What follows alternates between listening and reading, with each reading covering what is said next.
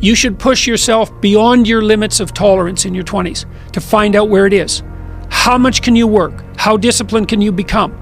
Like, can you work 12 hours a day? Can you work 8 hours a day? Can you work 3 hours a day? Like, flat out. Where's your limit? And how much work can you do, and how much socialization? You should find out. Push yourself past and then back off to that point where it's optimally sustainable. It's good to think about that as a goal. It's like you're trying to discover what your limitations are when you're in your 20s so that you can hit that edge, so that you can sustain yourself across the decades. You don't want to have too much fun, right? Too much fun takes you out. It's not fun being the 40-year-old at the singles bar, precisely. So you want to make sure that what you're doing is age appropriate, and you want to push yourself in every direction that you can, but you should be doing that with an aim in mind. It's like you're trying to make yourself into a better and more competent person. And so some discipline along with the fun is a good idea. People need to know you for one major thing first. He works. He produces. The guy's there every day. The guy's pushing and shoving. Because the truth is, no matter how good your ideas are, how good your art is, or how good your skill set is, if you're not working, man, if you're not vibrating at a frequency that people say, my God, how does that guy do all that? 10x levels, massive action, tremendous work ethic that's just a muscle now, and it's just a discipline in your life, and it's a normal way. You're not going to get in that top 10%. When you're obsessed, people think you're nuts. High performers are obsessed about the topic in which they're trying to learn, master, grow into. And if no one thinks you're crazy, you're not yet operating to the outer limits of your potential. You're not there yet. Because somebody in your life should say, you really care about this in a crazy way. And when you get there, you know you found your thing. It becomes necessary for us to excel in this. It's not a hope anymore. It's not a preference. It's a must. It becomes so necessary that it connects with our identity, that we feel it is necessary for me to deliver with excellence here because that is who I am. This topic, this thing I'm doing, I care about this, I want to master this. And when we hit that, game changer.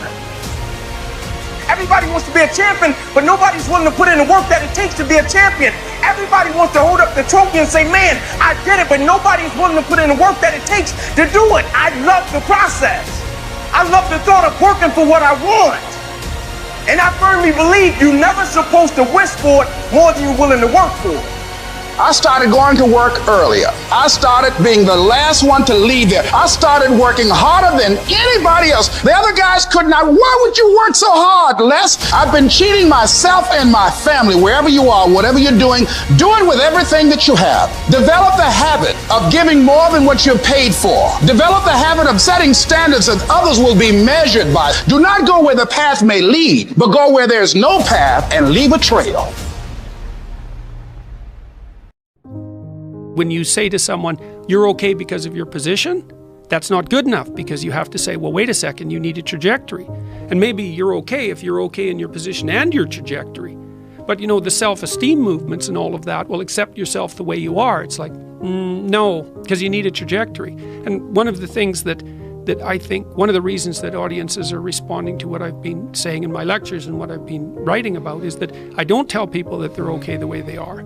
No, I say, no, you could be way more than you are. And they're relieved about that, you see, because if you're in a dark and terrible place and someone says you're okay the way you are, then you don't know what to do about that. It's like, no, I'm not. I'm having a terrible time and I'm hopeless. You're okay the way you are. Well, then what? That's it? That's where I am? And what do you want to tell a young person? You're 17. You're okay the way you are. It's like, no, you're not. You got 60 years to be better. And you could be way better. You could be incomparably better across multiple dimensions. And in pursuing that better, that's where you'll find the meaning in your life. And that will give you the antidote to the suffering. Personal development is truly the key to the good life. You see, what you become is far more important than what you get. The most important question to ask on the job is not, what am I getting? The most important question is, what am I becoming? However, it is also true that what you become directly influences what you get. Most of what we have attracted by the person we have become. So here's the great challenge of life. You can have more than you've got because you can become more than you are. That is the great focus of attention for life change. Now, on the other side of the coin, it reads, unless you change how you are, you'll always have what you've got. I've discovered that income does not usually exceed personal development. Sometimes income takes a lucky jump, but unless you keep growing out where it is, it will usually come back where you are. If someone hands you $1 million, best you become a millionaire quickly, so you can keep the money. Life has strange ways. A very rich man once said, if you took all the money in the world and divided it equally among everybody, it would soon all be back in the same pockets. I guess it is hard to keep what you haven't attracted by your own personal development. Personal development, how important. Remember, the major key to your better future is you. Those are some of the things that I suggest that you begin to answer yourself. Now, here are some things that I suggest that you begin to look at working on to develop your character. Some things that will give you some personal strength. Webster says character building activities. He says character, the pattern of behavior or personality found in an individual or group. Moral strength, self-discipline, fortitude. That's what's going to be required in order to begin to manifest your greatness. Now, looking at yourself, one of the things I'm suggesting you look at, what is it that you need to be in the process of doing more of or less of? Like being more direct.